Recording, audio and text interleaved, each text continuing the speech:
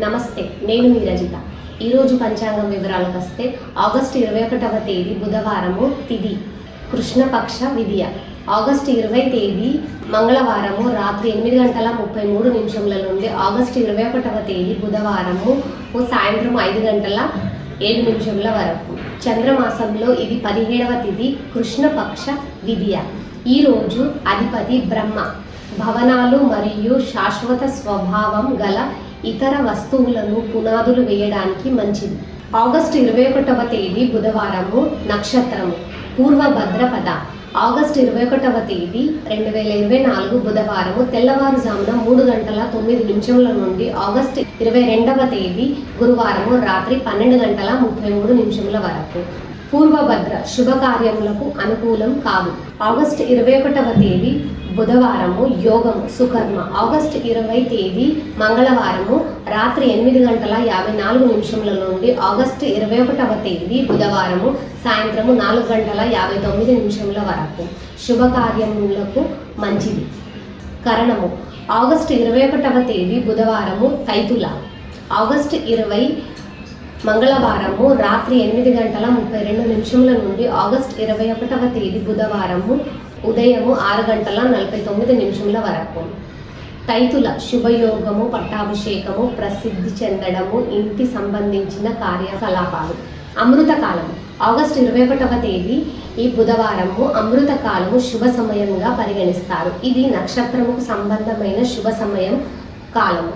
August 21వ తేదీ బుధవారము రాత్రి 10:55 నుండి ఆగస్టు 22వ తేదీ గురువారము రాత్రి 12:20 వరకు. రాహుకాలము ఆగస్టు 21వ తేదీ బుధవారము రాహుకాలము ప్రతిరోజు సుమారు 1:30 గంటల సమయం ఉంటుంది. ఆ సమయంలో చేసే పనులు ఆటంకం కలగకుండా విశ్వసిస్తారు కనుక ముఖ్యమైన పనులను ఆ సమయంలో చేయరాదు.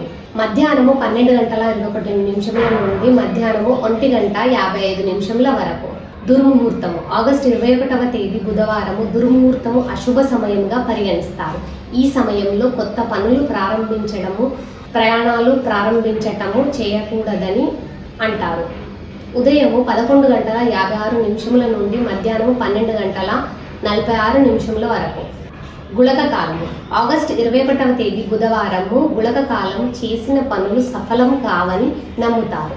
గుళక కాలము ప్రారంభించిన ప్రతి పనికి ఆటంకం కలుగుతుందని, మరల ఆ పని చేయవలసి వస్తుందని నమ్ముతారు. ఉదయం 10:47 నుండి మధ్యాహ్నం 12:21 వరకు.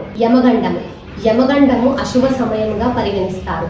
ముఖ్యంగా ఈ సమయంలో ప్రయాణాలను ప్రారంభించరు, ముఖ్యమైన పనులు ప్రారంభించకూడదు. ఉదయం 7:39 నుండి ఉదయం 9:13 వరకు. వర్జము ఆగస్టు 21వ తేదీ బుధవారము వర్జము అంటే విడువ తగినది, అశుభ సమయము, శుభకార్యము, ప్రయాణాలు ఈ సమయంలో చేయకూడదు.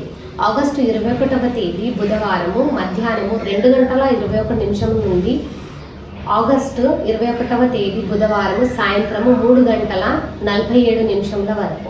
ఈరోజు పంచాంగం తెలుసుకున్నారు కదా. రేపటి పంచాంగంతో మళ్ళీ కలుద్దాం. అంతవరకు సెలవు. నమస్తే.